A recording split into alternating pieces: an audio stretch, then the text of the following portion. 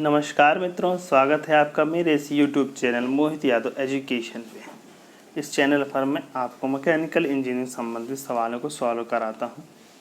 तो आज हम सॉल्व करने जा रहे हैं थ्योरी ऑफ मशीन्स के फर्स्ट चैप्टर प्लेनर मैकेनिक्स संबंधित सवालों को। इसका एक पार्ट पहले मैं सॉल्व करा चुका हूँ, ये दूसरा पार्ट है। यदि आप उस वीडियो को देखना चाहते हैं तो मैंने लिंक में डिस्क्रिप्शन में दे दी है, जिसमें आपको क्वेश्चन सीरीज़ की प्लेलिस्ट मिल जाएगी और उस प्लेलिस्ट में जा कर के आप दूसरे सब्जेक्ट्स जैसे थर्मोडायनेमिक्स, हीट ट्रांसफ़र और फ्लूइड मैकेनिक्स संबंधित सवालों को भी सॉल्व कर सकते हैं। तो ये थ्योरी ऑफ मशीन का क्वेश्चन सीरीज का दूसरा लेक्चर है।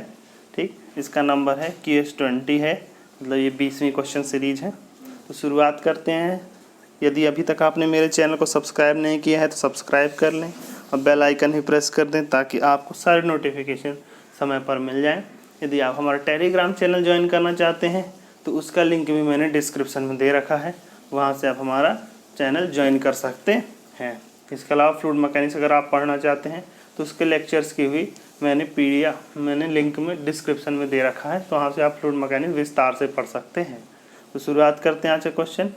पहला क्वेश्चन है आपके लिए, ये round bar in round whole forms a turning pair, a square bar in a square hole forms a sliding pair, a vertical shaft in a footstep bearing forms a successful constraint. Which of these statements are correct? हमको ये पूछा गया कि इनमें से कौन कौन सी statement correct हैं। तो सबसे पहले उन्होंने कहा round bar in a round whole forms a turning pair. तो ये विभिन्न प्रकार के पेयर्स के बारे में मैंने इसके पिछले वाला जो क्वेश्चन सीरीज है उसमें बताया है विस्तार से। तो देखिए क्या है, एक राउंड होल में एक राउंड बार है, इसका अगर हम लोग साइड व्यू बनाएं तो इस तरह से बन जाएगा। तो देखिए जो इस प्रकार का पेयर बनता है वो किस प्रकार का बनता है, टर्निंग पेयर बनता है। क्यों टर्निंग पेयर, मतलब ये अपने आराम से इसके होल पे चारों टर्न भी कर सकती है, ठीक, स्लाइड भी कर सकती है। ठीक, तो ये क्या है, टर्निंग पेयर, मतलब उन दोनों के बीच में टर्निंग मोशन अगर हो सकता है, ठीक, तो क्या होगा, ये टर्निंग पेयर होगा। जैसे सर्कुलर शाफ्ट ने सर्कुलर बार, इसमें क्या कहेंगे, ये टर्निंग पेयर। तो एक पहला कथन सही हो जाएगा, पहला कथन सही हो जाएगा। दूसरा कथन है ये square bar in square hole forms a sliding pair. ठीक, देखिए अगर एक स्क्वायर बार है और होल स्क्वायर होल के भीतर रखी है, ठीक, ये इसका साइड व्यू है।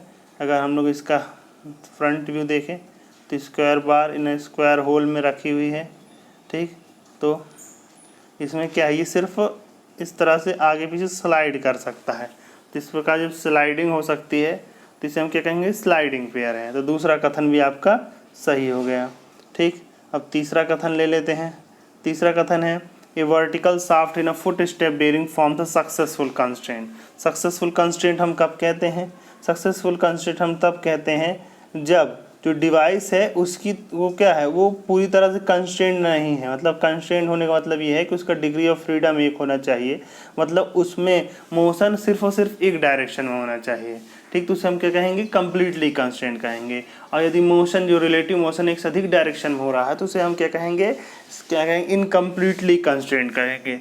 लेकिन अगर मोशन इस प्रकार से हो उसमें एक से अधिक डायरेक्शन में रिलेटिव मोशन संभव तो हो, लेकिन किसी एक्सटर्नल फोर्स के द्वारा उसको कंस्ट्रेन करके उसको कंप्लीट कंस्ट्रेन कर दिया गया, मतलब उसका रिलेटिव मोशन एक ही डायरेक्शन में कर दिया गया हो, तो उसे हम कहेंगे कि सक्सेसफुली कंस्ट्रेंड मोशन। जैसे फुट स्टेप बेयरिंग है, ये रेसिप्रोकेट भी कर सकती है, अपने डायरेक्शन इस तरफ से घूम भी सकती है अपने स्थान पे। ठीक, मतलब ये शाफ्ट क्या है, एक वर्टिकल शाफ्ट, एक वर्टिकल फुट स्टेप बेयरिंग रखी हो तो कर सकती है, तो ऊपर नीचे भी हो सकती है, उसके अलावा रोटेशन भी कर सकती है। लेकिन इसमें हम लोग क्या करते हैं कि इसका खुद का वेट इतना अधिक होता है जिसके कारण इसका स्लाइडिंग मोशन मतलब और रेसिप्रोकेटिंग मोशन वर्टिकल डायरेक्शन में नहीं हो पाता है, मतलब ये ऊपर नीचे स्लाइड नहीं कर पाती है। तो इस अवस्था में क्या है, उस डायरेक्शन में उसका मोशन कंस्ट्रेंड हो जाता है, तो इसी प्रकार के मोशन कहा जाता है सक्सेसफुली कंस्ट्रेंड मोशन। तो फुट स्टेप बेयरिंग क्या है, सक्सेसफुली कंस्ट्रेंड मोशन। तीसरा कथन भी सही हो गया।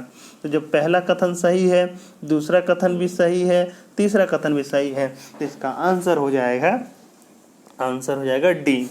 ठीक, तीनों प्रकार कंस्ट्रेंट मोशन के बारे में मैंने इसके पिछले वाली क्वेश्चन सीरीज QS90 में आपको बता रखा है। अगला क्वेश्चन ले लेते हैं। अगला क्वेश्चन है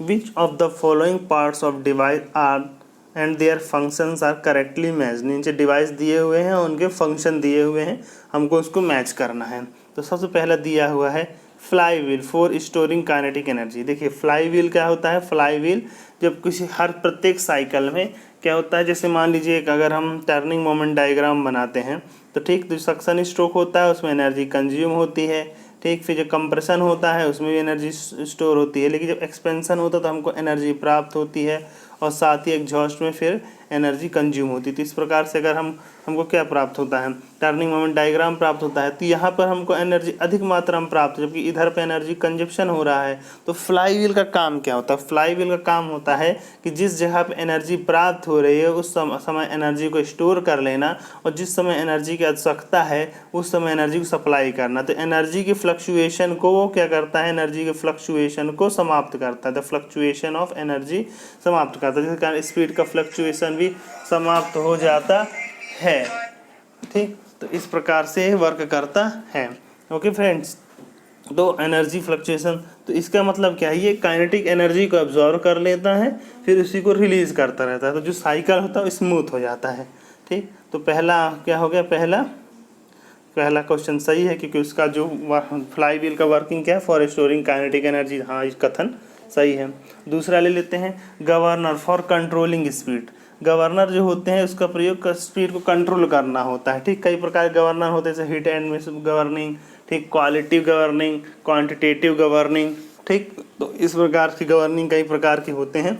उसके अलावा इनर्शिया गवर्नर होते हैं, स्प्रिंग लोडेड गवर्नर होते हैं, सिंपल वाट गवर्नर। जब हम गवर्नर चैप्टर पढ़ेंगे तो उसमें आपको इससे संबंधित सवालों को सॉल्व कराएंगे, ठीक फ्रेंड्स।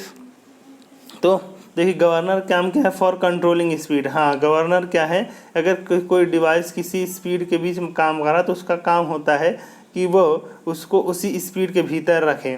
अगर किसी चीज़ की मतलब मान लीजिए टरबाइन ही ले लीजिए, टरबाइन में जो गवर्नर लगे होते हैं वो कहता है टरबाइन की स्पीड जो होती है पोल पे निर्भर करती है, ठीक। तो नंबर स्पीड कैसे है, 120F/P ये होती है टरबाइन, किसी टरबाइन की स्पीड। अगर हमको आरपीएम पता करना है तो उसका फार्मूला होता है 1/120F/P। ये फार्मूला याद कर लीजिए, कभी कोई छोटे छोटे क्वेश्चंस बना दिए जाते हैं, कभी कोई डायरेक्टली पूछ लिया जाता है, ठीक। तो n = क्या है, आरपीएम, मतलब जिस आरपीएम पे टरबाइन घूम रही होती है उसको n कहते हैं। एफ क्या है, एफ फ्रीक्वेंसी है। तो इंडिया में जो नॉर्मल फ्रीक्वेंसी होती है वो कितनी होती है, वो होती है 50 होती है, ठीक। और P क्या है, नंबर ऑफ पोल्स होता है। P क्या होता है, नंबर ऑफ पोल्स होता है, ठीक। तो क्या है कि सीधे सीधे हम लोग मान लें कि किसी टरबाइन में कोई भी टरबाइन होगी तो उसका एक बार डिज़ाइन हो गई तो उसमें जितने पोल्स हो जाएंगे वो हमेशा ये पोल फिक्स हो जाएंगे। तो फ्रीक्वेंसी और आरपीएम ये भी हमको हमेशा क्या है, फिक्स करना पड़ेगा। तो जितनी फ्रीक्वेंसी 50 फ्रीक्वेंसी चाहिए तो उसके हिसाब से हमको नंबर ऑफ आरपीएम भी रखना पड़ेगा। लेकिन ये जो फ्रीक्वेंसी होती है, हम लोग कहते तो हैं कि इंडिया में एकदम फिक्स है 50, लेकिन हमेशा फिक्स 50 नहीं चल रही होती है। ये कभी कभी कम हो, जब डिमांड बढ़ती है तो ये फ्रीक्वेंसी घटने लगती है, और जब डिमांड बढ़ती है तो फ्रीक्वेंसी घटने लगती है, और जब डिमांड क्या है घटती है तो फ्रीक्वेंसी बढ़ने लगती है, ठीक। तो उसी के अनुसार से ये आरपीएम भी थोड़ा सा चेंज हो जाता है, ठीक। तो हमारा उद्देश्य क्या होता है कि ये जो फ्रीक्वेंसी है इसमें जो चेंज हो ज़्यादा प्लस हो या माइनस 5%, मतलब इससे अधिक जो फ्रीक्वेंसी में चेंज अधिक इससे ना हो पाए। +-5% से अधिक फ्रीक्वेंसी में चेंज अगर होता है तो हम लोग क्या करते हैं, 0.5%, ठीक। तो इससे अधिक चेंज हम लोग नहीं चाहते हैं, ठीक। तो उसी प्रकार उस फ्रीक्वेंसी में हमको क्या है, टरबाइन का आरपीएम भी चेंज करना पड़ता है। तो उसी के अनुसार हमको इसको टरबाइन की स्पीड को भी कंट्रोल करना पड़ता है। तो टरबाइन की स्पीड है ये भी ज़्यादा वेरी ना करवा, तो इसके लिए उसमें गवर्नर लगे होते हैं। तो गवर्नर काम क्या होता है, टरबाइन की स्पीड को उसी लिमिट के भीतर रखना। तो हम लोग इससे पता कर किस तरह से कह सकते हैं कि इस गवर्नर का काम क्या होता है, फॉर कंट्रोलिंग स्पीड, ठीक। तो पहला कथन सही है, पहला सही है, दूसरा सही है। तीसरा क्या है, lead screw in the lathe for providing feed to the slides. ठीक। तो देखिए ये इसका काम नहीं है। Lead screw in the lathe क्या करता है, लीड स्क्रू जो लेथ होता है वो हेड स्टॉक के पावर को, ठीक, उसको स्लाइड को देता है ताकि हम लोग स्क्रू कटिंग कर सकते हैं। स्क्रू कटिंग के समय लीड स्क्रू का प्रयोग होता है। इसका काम फीड प्रोवाइड नहीं किया करना होता, इसके लिए अलग से फीड स्क्रू होता है। तो ये तीसरा इसका आंसर गलत हो गया। चौथा दिया fixture, fixture the for locating work piece and guiding tools. देखिए यही देखिए, ध्यान रखिए जिग और फिक्सर में क्या अंतर होता है। जिग और फिक्सर में क्या अंतर होता है, फिक्सचर, फिक्सचर का काम सिर्फ और सिर्फ क्या होता है, फॉर लोकेटिंग वर्क, सिर्फ ये वर्क को लोकेट करता है, गाइड नहीं करता है। ठीक, लोकेट करता है, गाइड नहीं करता है। क्योंकि जो जिग होता है, जिग आपको क्या है, वर्क को लोकेट भी करता है, गाइड भी करता है। तो ये चौथा गलत हो गया। तो ये ध्यान रखिएगा कि जो जिग होता है वो वर्क मतलब टूल को गाइड भी करता है और साथ में वर्क पीस को लोकेट करने का भी काम करता है। जबकि फिक्सचर जो होते हैं सिर्फ और सिर्फ वर्क पीस को लोकेट करते हैं या फिक्स करते हैं। ठीक, तो ये गलत हो गया। तो यही मेन जिग और फिक्सचर में अंतर होता है। ठीक, तो हम लोग को इसमें चूज़ करना है कौन कौन से which are with correct answer choose करना, पहला और दूसरा। तो 1 और 2, तो आंसर हो गया इसका सी क्या हो गया, इसका आंसर हो गया। अगला क्वेश्चन ले लेते हैं। ठीक, अगला क्वेश्चन दिया है इन्होंने, सही जोड़ी बना, select the correct answer using the given codes below in the list. तो 4 दिए हैं, कौन वो सही चूज़ करना है। तो पहले देख कैम एंड फॉलोवर, और इसके लिए 4 ऑप्शन दिए हैं, Grubler's rule, grass of linkage, pressure angle, single degree of freedom. ये देखिए सीधे सीधी जो पूरा सवाल हुआ है ये हमेशा क्या कहते हैं, इस पर डिपेंड करता है कि नीचे जो ऑप्शन है उसको कैसे हम लोग चूज़ करेंगे। तो देखिए सबसे पहले cam and follower, cam and follower में क्या है, प्रेशर एंगल होता है। प्रेशर एंगल सबसे इम्पॉर्टेंट होता है क्योंकि इसके आधार पर ही कैम एंड फॉलोवर एक दूसरे के एकदम कांटेक्ट में रहते हैं। तो प्रेशर एंगल, जब हम कैम्स के बारे में पढ़ेंगे तो मैं आपको प्रेशर एंगल के बारे में विस्तार से बताऊंगा। ठीक, तो प्रेशर एंगल कैम के लिए क्या हो जाता है, प्रेशर एंगल यूज़ होता है। ठीक, प्रेशर एंगल बहुत इंपॉर्टेंट है। तो ए के लिए क्या हो जाएगा, ए के लिए 3, के लिए 3, तो मतलब ये ऑप्शन और ये ऑप्शन। उसके बाद दिया स्क्रू पेयर, तो स्क्रू पेयर के लिए दिया Grubler's rule, grass of linkage, single degree of freedom. तो जो स्क्रू पेयर होता है उसका सिंगल डिग्री ऑफ फ्रीडम होता है। ठीक, क्यों, स्क्रू पेयर जो इस प्रकार से होते हैं उसमें नट लगा होता है, तो नट को आप जब रोटरी मोशन देते हैं तो उसमें ऊपर की स्लाइडिंग मोशन होता है। मतलब जिस डायरेक्शन हम लोग मोशन देंगे, ठीक, उसका सिर्फ एक रिलेटिव मोशन हमको प्राप्त होता है। मतलब एक हम जो इनपुट देंगे उसके आप उसके सापेक्ष एक ही आउटपुट प्राप्त होता है। तो इसका सिंगल डिग्री ऑफ फ्रीडम होता है। तो क्या हो जाएगा, बी के लिए हो जाएगा 4, तो बी के लिए 4 मतलब ये आंसर। तो हमारा आंसर हो जाएगा ए, सीधा। बाकी चेक कर लेते हैं। 4 बार मैकेनिज्म के लिए 2 मतलब ग्रास ऑफ लिंकेज, और degree of freedom of planar mechanism Grubler's rule. ठीक, तो अब देखिए यहाँ पे 2 चीज़ें आई हैं, ग्रबलर्स रूल आया है, दूसरा ग्रास ऑफ लिंकेज आया है। तो इसके बारे में आपको बता देता हूँ। ठीक, देखिए सबसे पहले ग्रबलर्स रूल क्या होता है। देखिए इसमें आपको जब 4 बार मैकेनिज्म या सिंपल मैकेनिज्म पढ़ते हैं तो उसमें क्या होता है कि कई रूल्स पढ़ने को मिलते हैं। तो देखिए सबसे पहले देखिए ग्रबलर्स इक्वेशन क्या होता है, ग्रबलर्स इक्वेशन है, ग्रबलर्स रूल क्या होता है। ठीक, तो इन्होंने कहा है अगर सिंगल डिग्री ऑफ फ्रीडम है, सिंगल डिग्री ऑफ फ्रीडम, ठीक, और 0 हायर पेयर है, हायर पेयर क्या है, 0 हायर पेयर। तो पहले हायर पेयर क्या होता है ये भी जान लीजिए।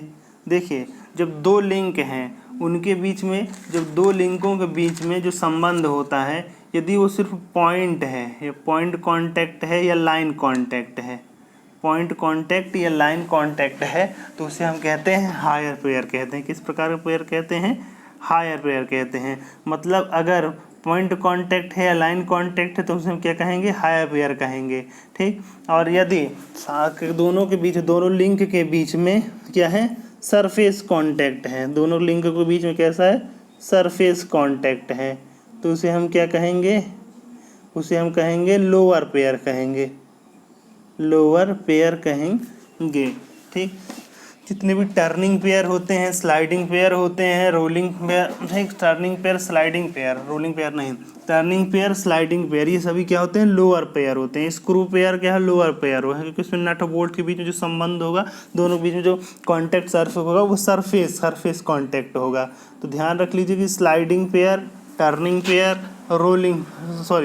Sliding pair, turning pair, screw pair, ठीक, और स्फेरिकल पेयर, ये सभी क्या होंगे, ये सभी के सभी सरफेस कांटेक्ट होंगे, इसलिए सभी लोअर पेयर होंगे। ठीक, और जो रोलिंग पेयर होगा, मतलब जैसे किसी सतह पर दूसरा क्या है, रोल कर रहा है, तो जो रोलिंग पेयर होंगे वो कैसे होंगे, हायर पेयर होंगे। क्यों? क्योंकि इनमें सिर्फ और सिर्फ लाइन कांटेक्ट होगा। जैसे एक सरफेस है, सरफेस के ऊपर एक रोलर रखा है, तो एक लाइन कांटेक्ट है, तो कैसे पेयर है, हायर पेयर है। ठीक, ओके, तो ये हो जाते हैं हायर पेयर। तो इस तरह से हम लोग कह सकते हैं, तो रोलिंग पेयर क्या हो जाएंगे, हायर पेयर हो जाएंगे। इसके अलावा पॉइंट कांटेक्ट है, पॉइंट कांटेक्ट जैसे नाइफ एज फॉलोवर है, अगर नाइफ एज फॉलोवर है, ठीक, और सिर्फ पॉइंट के फॉर्म में ही इस कैम से कांटेक्ट कर रहा है, तो वो भी कैसा हो जाएगा, हायर पेयर हो जाएगा। ठीक, क्योंकि इसमें पॉइंट कांटेक्ट है। ठीक, गियर जो होते हैं एक दूसरे से मैच करते हैं, तो उसमें लाइन कांटेक्ट होता है, तो वो कैसे हो जाते हैं, हायर पेयर हो जाते हैं। ठीक, तो ये सब आपको याद रखना है। तो देखो ग्रबलर्स रूल ने क्या बताया, तो ग्रबलर्स रूल ने ये बताया कि यदि सिंगल डिग्री को क्या कहते हैं, ग्रबलर्स रूल ये कहता है कि अगर सिंगल डिग्री ऑफ फ्रीडम, मतलब डिग्री ऑफ फ्रीडम क्या हो, एक हो, और उसमें कोई भी हायर पेयर हो ना हो, मतलब जीरो हायर पेयर हो, तो उस अवस्था में क्या होता है, 3L minus 2J minus 4 equal to होता है 0 होता है। L क्या है, नंबर ऑफ लिंक है, माइनस 2J क्या है, नंबर ऑफ जॉइंट्स है, या नंबर ऑफ लोअर पेयर कह सकते हैं, माइनस 4 इक्वल टू क्या होता है, 0 होता है। ठीक, ये क्या हो जाता है, ये कहलाता है, इसको कहते हैं ग्रबलर्स रूल कहते हैं। डिग्री ऑफ फ्रीडम क्या होता है, डिग्री ऑफ फ्रीडम क्या, अगर आपको याद रखना है तो याद रख लिए, degree of freedom equal to होता है 3 × L minus, degree of freedom equal to होता है 3 × N minus 1 minus 2J minus H, ये क्या होता है, डिग्री ऑफ फ्रीडम होता है। ठीक, ये डिग्री ऑफ फ्रीडम का किसी मैकेनिक्स का निकालना तो होता है 3 × L minus 1 minus 2J minus H। L क्या है, नंबर ऑफ लिंक है, J equal to number of lower pair या नंबर ऑफ जॉइंट्स है। ठीक, और H क्या है, नंबर ऑफ हायर पेयर है। ठीक, इसको कहा जाता है कुर्ज़बैक, KUTJ, कुर्ज़बात, या फिर इसी कहते हैं गर्बर क्राइटेरिया। इस तरह से हम लोग डिग्री ऑफ फ्रीडम निकालते हैं। ठीक, फॉर एग्जांपल अगर मान लीजिए आपके पास एक तो मैं फिगर बनाता हूँ और डिग्री ऑफ फ्रीडम निकाल के आपको दिखाता हूँ। ठीक, सपोज मान लीजिए ये आपका पास एक 4 बार मैकेनिज्म है। ठीक, अब तो इसमें नंबर ऑफ लिंक कितना है, L इक्वल टू 4 है, 1 2 3 4। ठीक है, 4 लिंक है। जॉइंट कितने हैं, J कितने हैं, एक जॉइंट ये है, दूसरा जॉइंट ये है, तीसरा जॉइंट ये है, चौथा जॉइंट ये है, तो J की वैल्यू 4 हो गई। H number of higher pair 0 है, क्योंकि सारे के सारे टर्निंग पेयर है। टर्निंग पेयर कैसे होते हैं, टर्निंग पेयर सभी लोअर पेयर होते हैं। तो इसका डिग्री ऑफ फ्रीडम निकालते हैं, F ये इक्वल टू होता है 3 × L माइनस 1 मतलब 4 माइनस 1 माइनस 2J मतलब 2 × 4 माइनस H की वैल्यू 0 है, तो कितना हो जाएगा, 4 3 3 3 6 minus 3 × N minus 1 minus 2J into minus या 0, तो जाएगा कितना, 3 3 त्रिका 9 9 माइनस 8 बराबर 1। तो डिग्री ऑफ फ्रीडम कितना हो जाएगा, 1 हो जाएगा, 1 डिग्री ऑफ फ्रीडम। तो मतलब इस ये जो आपको डिवाइस दिया है ये कितना है, ये जो आपको चेन दी हुई है इसका डिग्री ऑफ फ्रीडम कितना है, 1 है। सपोज मान लीजिए हमने इसके बीचों बीच अगर 1 डिग्री ऑफ फ्रीडम आ गया है, तो मतलब सीधे सीधे क्या है, ये फुल्ली कंस्ट्रेंड मोशन है। अगर मान लीजिए कि इसके बीच में एक और लिंक हमने लगा दिया, तो इस वक्त क्या हो जाता है, इस वक्त ये कितना हो जाएगा, L की वैल्यू कितनी हो जाएगी, 5 हो जाएगी। 5 है। नंबर ऑफ जॉइंट कितने हैं देखिए, अब ध्यान दीजिए, नंबर ऑफ जॉइंट यहाँ गिनते वक्त ध्यान दीजिए। देखिए इस पॉइंट पे ये जो हमने शुरू से बना देता हूँ तो आप लोगों के लिए ताकि साफ दिखे। ठीक, मान लीजिए ये एक बार मैकेनिज्म है और इसमें एक यहाँ पे 5 बार मैकेनिज्म है। ठीक, तो इसमें एक लिंक ज़रूर फिक्स होनी चाहिए। ठीक, जब देखिए जब तक क्या कहते हैं सभी अगर क्या कहते हैं लिंक एक दूसरे से कनेक्टेड होती जाती है तो काइनेमेटिक चेन बना लेती है। ठीक, मतलब जो अगर पहली लिंक और दूसरी लिंक आपस में आकर जुड़ रही है काइनेमेटिक चेन बना लेती है, और जब उसमें से कोई एक लिंक फिक्स हो जाती है तो उसी को वो मैकेनिज्म कहने लगते हैं। तो देखिए इसमें नंबर ऑफ लिंक यल कितना है, देखिए 1 link 2 link 3 link 4 link 5 link, number of link कितना है इसमें 5 है, 5 नंबर ऑफ लिंक्स है।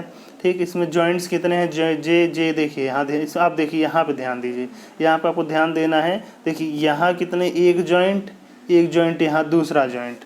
ठीक, अब देखिए इधर पे क्या है, 3 लिंक आपस में मिल रहे हैं ना, तो देखिए इन 2 लिंकों के बीच में एक जॉइंट कहेंगे और इन दोनों के बीच में एक जॉइंट कहेंगे।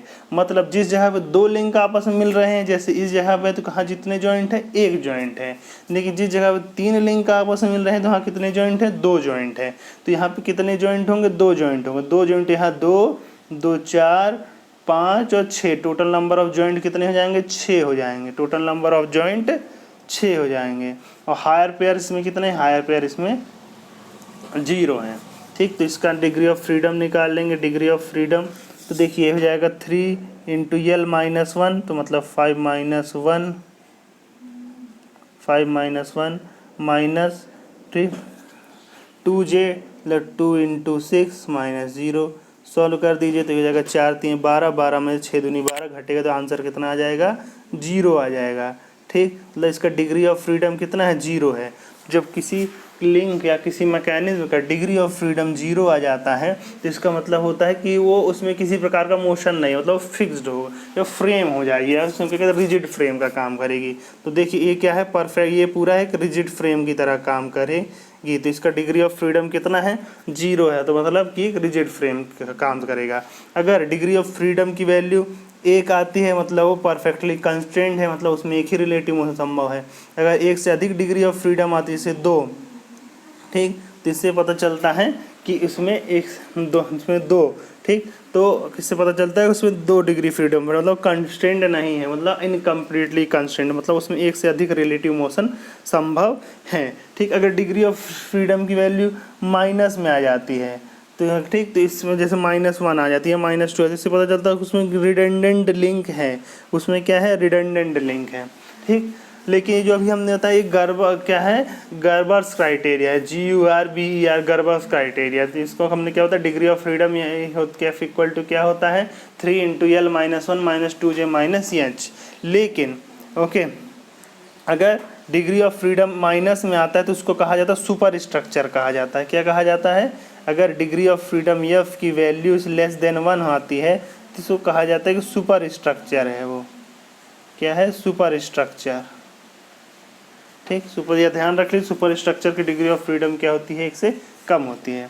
चलिए एक और आपको बना के दिखाते हैं, उसका डिग्री ऑफ फ्रीडम हम लोग निकालते हैं। सपोज मान लीजिए कैम है, ये यहाँ पे इस तरह से फिक्स है। ठीक, ओके,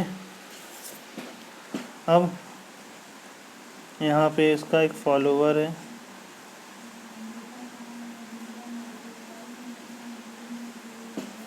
ठीक। अब इसका डिग्री ऑफ फ्रीडम हमको निकालना है, तो सबसे पहले हम लोग लिंक इसके ढूंढ लेते हैं। लिंक कौन कौन से हैं, इसके हम लोग लिंक ढूंढ लेते हैं। ठीक, तो सबसे पहली लिंक क्या होगी, सबसे पहली लिंक तो फिक्स्ड लिंक हो गई ना, जो फिक्स्ड लिंक होगी वो।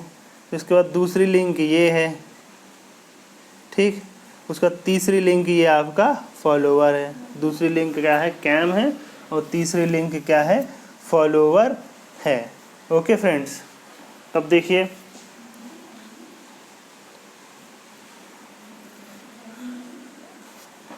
इसमें, देखिए इसमें यल नंबर ऑफ लिंक कितनी हो गई, 3 हो गई।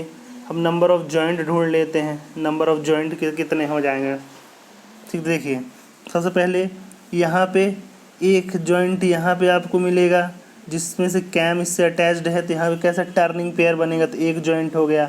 दूसरा ये फॉलोवर इसके अंदर स्लाइड कर रहा होगा ना, ठीक, तो वहाँ पे एक कौन सा जॉइंट बनेगा, फिक्स लिंक साथ फॉलोवर दोनों स्लाइडिंग पेयर बनेंगे क्योंकि उसके अंदर स्लाइड कर रहा है, तो दूसरा जॉइंट ये हो जाएगा। तो यहाँ पे सरफेस कांटेक्ट होगा ना, ठीक, मतलब ऐसा समझिए किसी बियरिंग के अंदर फॉलोवर होगा, ठीक, तो वहाँ पे दूसरा जॉइंट होगा। तो टोटल नंबर ऑफ जॉइंट कितने हो जाएंगे, 2 हो जाएंगे, ठीक। अब देखिए नंबर ऑफ हायर पेयर निकाल लेते हैं।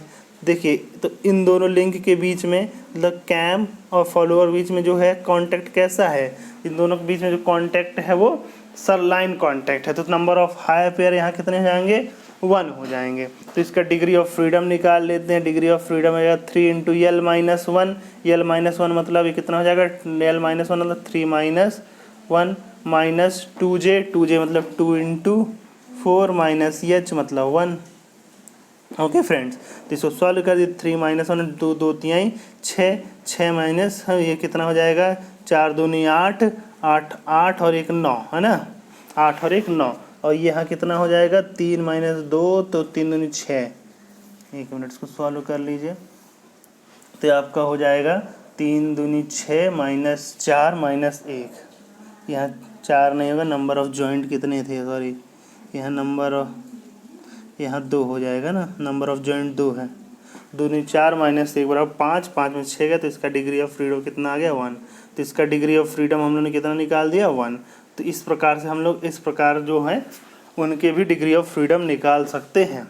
अब चलिए एक और उदाहरण ले लेते हैं, एक और उदाहरण ले लेते हैं। ये एक मान लीजिए 4 बार मैकेनिज्म है, ये हमने 5 बार इसको कर दिया, ठीक। मतलब क्या है, यहाँ पे ये एक लिंक है, एक लिंक ये है, दूसरी तीसरी लिंक ये है, चौथी लिंक ये है, 5वीं लिंक हमने बीच में दोनों के लगा दिया, ठीक। तो L की वैल्यू कितनी हो गई, L की वैल्यू 5 हो गई, ठीक। अब जॉइंट्स ले लेते हैं। तो एक जॉइंट्स यहाँ है, दूसरा जॉइंट यहाँ है, तीसरा जॉइंट यहाँ है, चौथा जॉइंट यहाँ है, 5वां जॉइंट यहाँ है, 6वां जॉइंट यहाँ है। तो J की वैल्यू कितनी हो गई, J की वैल्यू हो गई 6।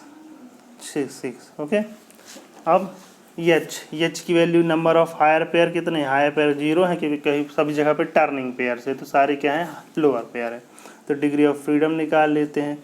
3 इंटू L माइनस 1 मतलब 5 minus 1 minus 2J, 2J minus 2 into 6 minus H की वैल्यू 0 ही है, बराबर कितना हो जाएगा, बराबर हो जाएगा, देखिए इतनी हो जाएगा 5 माइनस 1 मतलब 4, 4 3 12, 12 में 6 दूनी 12, तो इसका कितना हो गया, डिग्री ऑफ फ्रीडम 0 हो गया। इसका डिग्री ऑफ फ्रीडम क्या हो गया, 0 हो गया।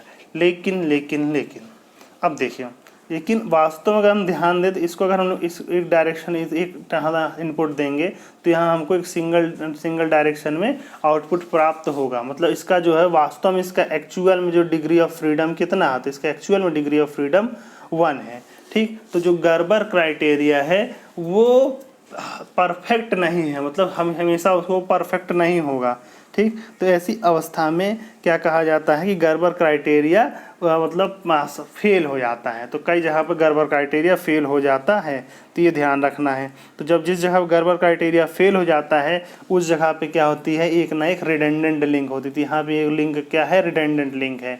तो इस लिंक की इस मैकेनिज्म में कोई ज़रूरत नहीं थी, लेकिन सिर्फ और सिर्फ दोनों को सपोर्ट, इन दोनों लिंक के बीच में सपोर्ट बनाए रखने के लिए, उनका बेंडिंग ना हो, हमने लगाया है। तो ऐसी अवस्था में क्या है, जब कि गर्बर क्राइटेरिया फेल हो जाता है तो वहाँ पे ये माना जाता है कि कोई ना कोई रिडंडेंट लिंक उसमें उपस्थित है, ठीक फ्रेंड्स।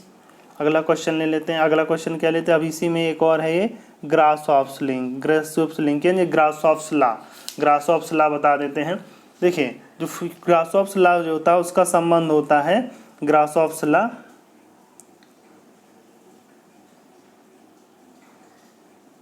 इसका संबंध होता है 4 बार मैकेनिज्म में, 4 बार चेन मैकेनिज्म से होता है, ठीक। ये ग्रासहॉफ्स लॉ कहता क्या है, मान लीजिए कोई 4 बार मैकेनिज्म है, ठीक।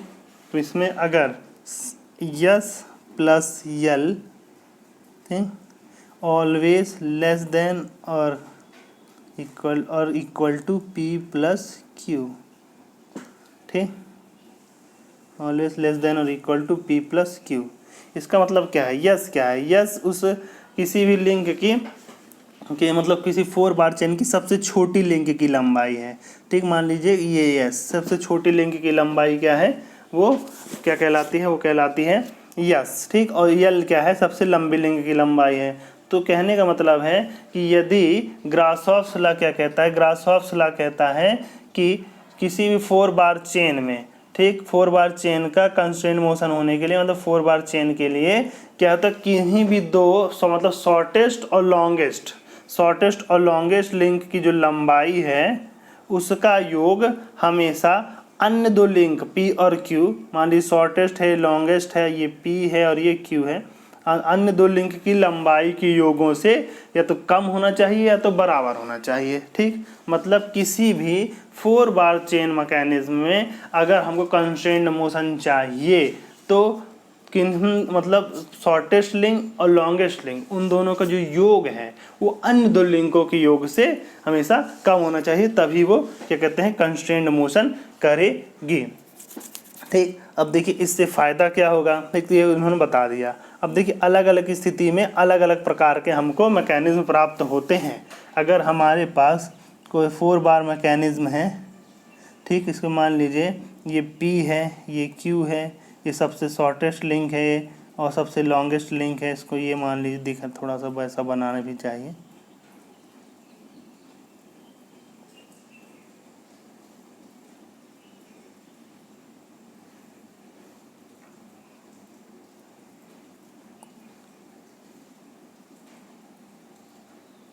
ये सबसे लॉन्गेस्ट लिंक है।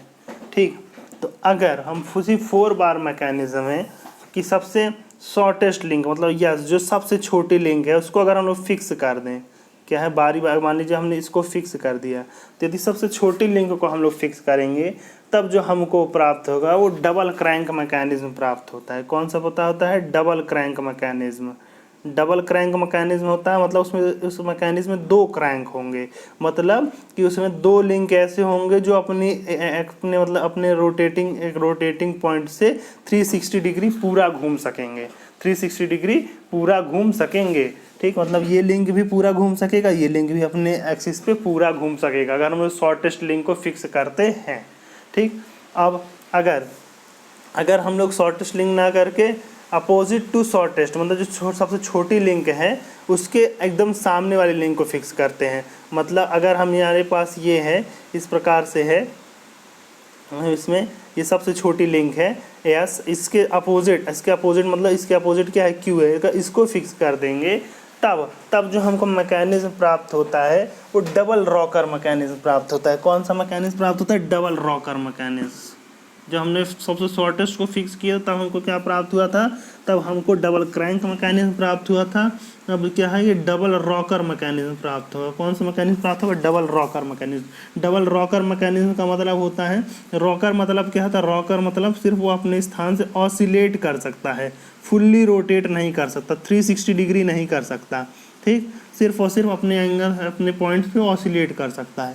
तो इस अवस्था में जब हम लोग क्या शॉर्टेस्ट लिंक के अपोजिट लिंक मतलब उसको जो सामने वाली लिंक है उसको फिक्स करते हैं तो जो हमको प्राप्त होता है मैकेनिज्म वो प्राप्त होता है डबल रॉकर मैकेनिज्म। ठीक, क्या प्राप्त होता है, डबल रॉकर मैकेनिज्म प्राप्त होता है। और अगर हम लोग ना तो शॉर्टेस्ट लिंक को फिक्स करें ना ही उसके अपोजिट लिंक को फिक्स करें, किसको फिक्स कर दें हम लोग फिक्स कर देते हैं, मान लीजिए कि शॉर्टेस्ट लिंक के एडजेसेंट लिंक, यानी या तो इसको फिक्स कर दें, पी को फिक्स कर दें, या तो इसको यल को फिक्स कर दें। ठीक, तो इस अवस्था में इन दोनों में किसी एक को फिक्स कर दें तो इस अवस्था में जो हमको प्राप्त होता है मैकेनिज्म होता है क्रैंक एंड रॉकर मैकेनिज्म प्राप्त होता है। मतलब उसमें एक लिंक जो होगी वो पूरा 360 मूव कर सकेगी और एक लिंक जो होगी वो सिर्फ ऑसिलेट कर सकेगी अपने स्थान पे। ठीक, तो इस प्रकार से ये होता है ग्रासहॉफ्स लॉ। ठीक, तो हम एक बार फिर से याद कर लीजिए ग्रासहॉफ्स लॉ क्या होता है। ग्रासहॉफ्स लॉ मतलब होता है कि shortest link plus longest link in दोनों का जो योग होना चाहिए always less then other 2 links, बाकी दोनों लिंक से के योग से कम होना चाहिए तो बराबर होनी चाहिए। ठीक। अगर हम शॉर्टेस्ट लिंक यानी एस को फिक्स करते हैं, सबसे छोटी लिंक को फिक्स करते हैं, तो जो हमको मैकेनिज्म प्राप्त होता है वो डबल क्रैंक मैकेनिज्म प्राप्त होता है। यदि हम सबसे शॉर्टेस्ट लिंक के अपोजिट मतलब शॉर्टेस्ट लिंक के सामने वाले को फिक्स करते हैं, तब जो हमको मैकेनिज्म प्राप्त होता है वो डबल रॉकर मैकेनिज्म प्राप्त होता है। और यदि हम लोग सबसे छोटी लिंक के एडजेसेंट लिंक मतलब जो उसके सबसे नज़दीक हैं उसमें लिंक में से किसी को फिक्स करते हैं, तो जो हमको मैकेनिज्म प्राप्त होता है वो कैसा होता है, वो क्रैंक एंड रॉकर मैकेनिज्म प्राप्त होता है। तो ये होता है हम लोग का ग्रासहॉफ्स लॉ। ठीक, तो आप चारों लॉ समझ गए होंगे। ठीक, जब चारों लॉ आप समझ गए तो अब तो इसका आंसर है ए, हमने पहले बता दिया था, इसका आंसर ए है। अब अगला क्वेश्चन ले लेते हैं। अगला क्वेश्चन है ए बी सी डी सब mechanism with link length. Link की लेंथ दी हुई है 200, 300, 400 और 350। Which of the following link should be fixed for the resulting mechanism to be a double crank mechanism. ठीक, अभी मैंने आपको इस क्वेश्चन के लिए क्या है विस्तार से समझा ही दिया है। तो उन्होंने क्या कहा, सबसे पहले देखिए क्या ये ग्रासहॉफ्स लॉ को फॉलो कर रहा है। तो सबसे शॉर्टेस्ट लिंक कौन सी है आपकी, सबसे शॉर्टेस्ट लिंक आपकी ये है, यस हो गया। और सबसे लॉन्गेस्ट लिंक कौन सी हो गई, ये आपकी यल हो गया। तो क्या यस प्लस यल मतलब yes plus L is less than और equal to P plus Q है। तो देख लीजिए 2 + 400 इक्वल टू क्या है 600, इस लेस देन और इक्वल टू अदर दो लिंक तो 300, 300, 600, 650। हाँ, तो सबसे पहले तो ये रूल को फॉलो करना चाहिए। ये क्या है, शॉर्टेस्ट लॉन्गेस्ट लिंक का जो योग है वो अदर दो लिंक के योग से कम है। तो सबसे पहले तो ये रूल फॉलो हो जाएगा। तो हाँ, अब इसके बाद ही हम लोग तय कर सकते हैं किस लिंक को फिक्स करने पे क्या मिलेगा। तो इन्होंने पूछा है कि हमको मतलब इसमें से किस लिंक को फिक्स किया जाए कि जो रिजल्टेंट मैकेनिज्म प्राप्त हो डबल क्रैंक मैकेनिज्म हो। तो डबल क्रैंक मैकेनिज्म कब प्राप्त होगा, आपको डबल क्रैंक मैकेनिज्म तब प्राप्त होगा जब हम सबसे छोटी लिंक को फिक्स करेंगे, मतलब सबसे शॉर्टेस्ट लिंक को फिक्स करेंगे। तो इसमें सबसे शॉर्टेस्ट लिंक कौन सी है, शॉर्टेस्ट लिंक कौन सी है, ए बी है। तो ए बी इसका आंसर हो जाएगा, ए बी। मतलब हमें कैसे फिक्स करना होगा, ए को फिक्स करना होगा। देख फ्रेंड्स, देखिए सिंपल से सवाल सा, सिंपल सा जवाब, बस आपको ट्रिक याद रखनी है। ट्रिक क्या याद रखनी, मतलब आपको जो भी है वो याद रखना है कि जो सबसे शॉर्टेस्ट होगी तो 2 क्रैंक, और उसके कहते हैं एडजेसेंट टू शॉर्टेस्ट होगी तो 2 तो क्रैंक एंड रॉकर, और अपोजिट टू शॉर्टेस्ट तो डबल रॉकर मैकेनिज्म प्राप्त होगा। ठीक फ्रेंड्स, अगला क्वेश्चन ले लेते हैं। अगला क्वेश्चन है एक डिफरेंशियल मैकेनिज्म। ठीक, 2 equal sized bevel wheels A and B are keyed to a 2 halves of the rear axle of a motor car. The car follows a curved path. Which one of the following statement is correct? The wheels A and B will revolve at different speeds and the casing will revolve at a speed which is equal to the। देखिए सबसे पहले आप समझ लीजिए differential mechanism होता क्या है। Differential mechanism देखिए, जो आपकी बाइक या साइकिल होती है उसमें 2 ही पहिए होते हैं। ठीक, तो मतलब जो पीछे का पहिया अगर किसी कर्व पाथ हम लोग घूमते हैं तो क्योंकि एक ही पहिया है पीछे, एक पहिया आगे है, तो इन दोनों को आराम से दोनों को बराबर ही घूमना है तो कोई दिक्कत नहीं होती। लेकिन जब कोई 4 व्हीलर होता है अथवा कोई 4 व्हीलर या फिर उससे अधिक व्हीलर है तो उसमें क्या है, इससे चौड़ाई होती है। ठीक, तो इसमें एक पहिया यहाँ होता है, एक पहिया यहाँ होता है। तो जब किसी कर्व पाथ पे मोशन करना होता है तो इस पहिए को कम दूरी तय करनी है, क्योंकि यहाँ से लेके यहाँ तक जो सरकमफ्रेंशियल डिस्टेंस है वो कम है, जबकि यहाँ से लेकर के यहाँ तक का जो लेंथ है वो ज़्यादा है। तो क्या है, जब किसी कर्व पाथ में जो आउटर व्हील है, जो बाहर की तरफ व्हील है, आउटर व्हील, इसको ज़्यादा दूरी तय करनी होती है, जबकि जो इनर व्हील होती है उसको कम दूरी तय करनी होती है। तो इसके हम लोग क्या करें, क्योंकि अब दोनों के दोनों एक ही इंजन से जुड़े होते हैं, एक ही प्रोपेलर शाफ्ट भी होती हैं, तो उस वक्त क्या है, दोनों क्या है एक ही स्पीड पे घूमेंगे। अगर जब दोनों एक ही स्पीड पे घूमेंगे तो कार तो नहीं मुड़ पाएगी। ठीक, तो इसको क्या करना है, हमको दोनों पहियों को अलग अलग स्पीड पे घुमाना, मतलब इसको अधिक तीव्रता से घुमाना होता है। मान लीजिए इसको हमको n RPM से अगर गाड़ी चल रही है तो इसको हमको इसका स्पीड थोड़ा सा स्मॉल n बढ़ाना होता है, और जो इनर व्हील होता है इसकी स्पीड को थोड़ा सा कम करना होता है, मतलब -n उतना ही कम करना होता है। ठीक, तो इस प्रकार, तो इसके लिए क्या किया जाता है, इसके लिए जो मैकेनिज्म लगाया जाता है उसको हम लोग कहते हैं डिफरेंशियल मैकेनिज्म, मतलब इन दोनों के बीच में डिफरेंस उत्पन्न कर देता है दोनों पहियों के रोटेशन में। तो उसकी संरचना कैसी होती है वो मैं बता देता हूँ। उसकी संरचना इस प्रकार की होती है, एक बेवल गियर, गियर्स के बारे में जब आएगा तब मैं आपको bevel gear, compound gear, epicyclic gear, सभी गियर के बारे में बताऊंगा। अभी आप जान लीजिए ऐसा बेवल गियर, एक बेवल गियर ऐसे लगा होता है, इसको हम लोग सन गियर कहते हैं।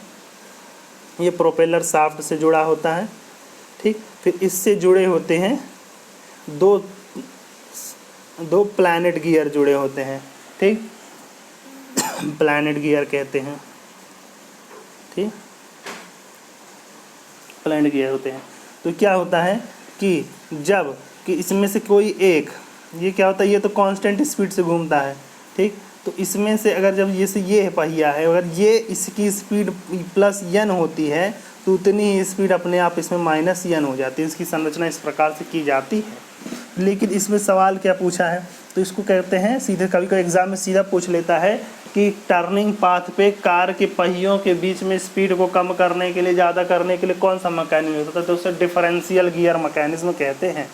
तो उन्होंने पूछा क्या है, उन्होंने पूछा है कि ये पूरा ऊपर के ऊपर पूरा संरचना बस दे रखी है कि रियर एक्सल से जुड़ा होता है, फिर उससे जुड़ा होता है, ठीक। उसमें मतलब सीधा सीधा इनका क्वेश्चन ये है कि casing will revolve at a speed, casing किस स्पीड से रिवॉल्व करेगा, मतलब जो सन गियर है ये किस स्पीड से रिवॉल्व करेगा। तो ये क्या होता है, दोनों जो ये आपके प्लैनेट गियर हैं इनके अर्थमेटिक मीन, मतलब अगर ये इसकी स्पीड n1 होती और इसकी स्पीड n2 होती तो जो इसकी स्पीड होती वो n1 plus n2 divided by 2, मतलब दोनों के अर्थमेटिक मीन के बराबर इसकी स्पीड होती। मतलब casing will rotate at the speed of, किस स्पीड पर रोटेट करेगा, उनकी अर्थमेटिक स्पीड पर रोटेट करेगा, ठीक।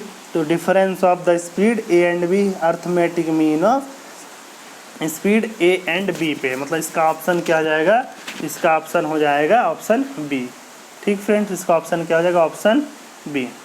इसके बाद अगला क्वेश्चन ले लेते हैं।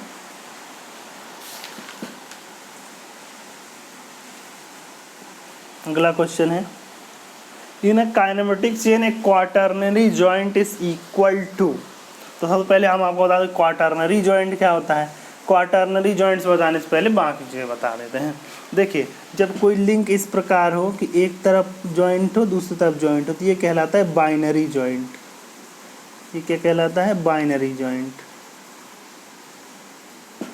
ठीक। सॉरी, बाइनरी जॉइंट नहीं कहलाता है, बाइनरी लिंक। ये क्या होता है, इसे कहते हैं हम लोग, ये होता है बाइनरी लिंक होता है, ठीक।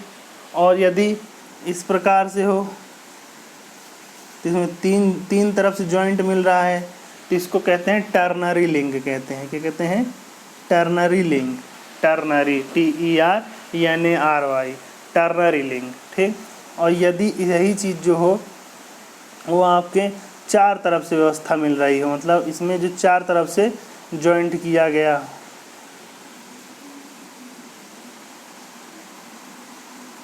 ठीक, मतलब अगर यही चीज़ जो हो इस तरह से चार तरीके से चार तरफ से जुड़ा हुआ हो, कोई इस तरह की लिंक हो, तो चार जॉइंट मिलते तो इसे कहते हैं क्वाटर्नरी लिंक कहते हैं, क्वाटर्नरी QUARTERNARY, ठीक। क्वाटर्नरी लिंक कहा जाता है, इसे क्या कहते हैं, क्वाटर्नरी लिंक कहा जाता है। इसी तरह जैसे हमने क्वाटर्नरी लिंक, टर्नरी लिंक बताया, उसी प्रकार जॉइंट्स भी होते हैं, टर्नरी जॉइंट, क्वाटर्नरी जॉइंट। वो कैसे होते हैं, देखिए, जैसे एक लिंक ये है और दूसरा लिंक ये है और दोनों सिर्फ एक पॉइंट पे जुड़े हैं इस तरह से, तो ये कैसा जॉइंट है, ये बाइनरी जॉइंट है, ठीक। तो ये क्या है, ये बाइनरी जॉइंट है, मतलब यहाँ पे दो लिंक आपस में आकर के जुड़ रहे हैं, तो ये कैसा जॉइंट है, बाइनरी जॉइंट है, ठीक।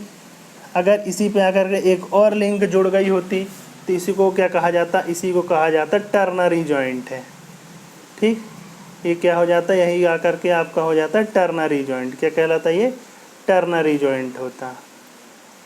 और यदि इसी पे एक और लिंक आके जुड़ा होता तो इसी का ही कहलाने तो क्वाटरनरी जॉइंट कहलाने लगता। ठीक, क्योंकि 4 लिंक जुड़ रहे तो क्वाटरनरी जॉइंट, 3 लिंक जुड़ रहे तो टर्नरी जॉइंट, 2 लिंक जुड़ रहे तो बाइनरी जॉइंट। ठीक, तो इस प्रकार से हम लोग जॉइंट को डिफाइन कर सकते हैं।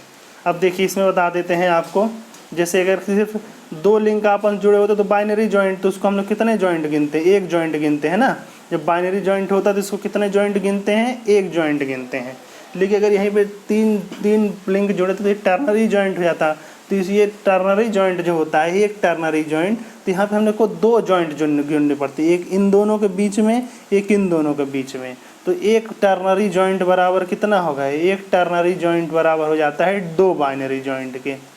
ठीक, 2 बाइनरी जॉइंट के, मतलब एक ternary joint equal to 2 binary joint. ठीक, अगर इस पे एक और लिंक जुड़ा होता मतलब एक क्वाटरनरी जॉइंट बना होता, तो यहाँ पे हमको कितने जॉइंट गिनने पड़ते? एक बार इन दोनों के बीच, फिर इन दोनों के बीच, फिर इन दोनों के बीच, मतलब 3 बार जोड़ना पड़ता। तो अगर ये क्वाटरनरी जॉइंट होता है, जब कैसा जॉइंट होता है? क्वाटरनरी जॉइंट जो होता है वो इक्वल टू होता है 3 बाइनरी जॉइंट के। किसके?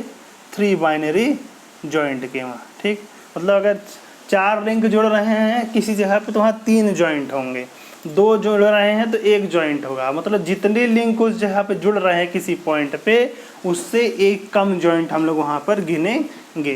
तो इन्होंने सीधे सीधे क्वेश्चन क्या पूछा? एक quaternary joint have equivalent to कितने बाइनरी जॉइंट के बराबर होता है? तो एक क्वाटरनरी जॉइंट 3 बाइनरी जॉइंट के बराबर होता है।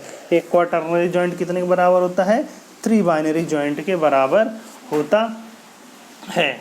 ठीक फ्रेंड्स, तो ये भी याद रखिएगा कि एक टर्नरी जॉइंट कितने बाइनरी जॉइंट के?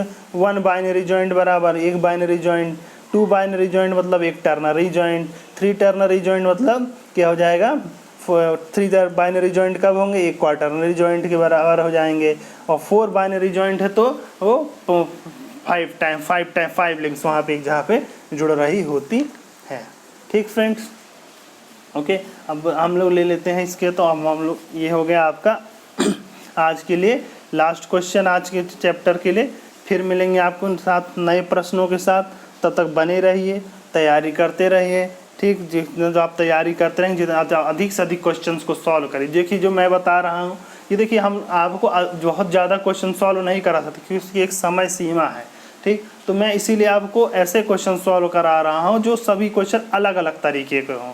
ठीक, तो ताकि उससे संबंधित उसी तरह का कोई और क्वेश्चन हो तो भी आप सॉल्व कर लें। इसीलिए मैं जब भी बता रहा हूँ तो उसके साथ उससे जुड़ा हुआ दूसरे कॉन्सेप्ट भी बता दे रहा हूँ, ताकि आप लोग आसानी से संबंधित सवालों को भी सॉल्व कर सकें। ठीक, किसी प्रकार का कन्फ्यूज़न हो तो आप हमारे टेलीग्राम चैनल पर आके या फिर टेलीग्राम पर मुझको मैसेज कर सकते हैं, कमेंट कर सकते हैं, इस वीडियो के नीचे कमेंट कर सकते हैं। ठीक ठीक, ओके फ्रेंड्स, तो आप लोग तैयारी जारी रखिए। अगर आपको फ्लूइड मैकेनिक्स पढ़ना तो उसकी प्लेलिस्ट की लिंक नीचे दी हुई है डिस्क्रिप्शन में। अदर क्वेश्चन सीरीज सॉल्व करनी है तो उसकी प्लेलिस्ट की भी लिंक मैंने डिस्क्रिप्शन में दे रखी है।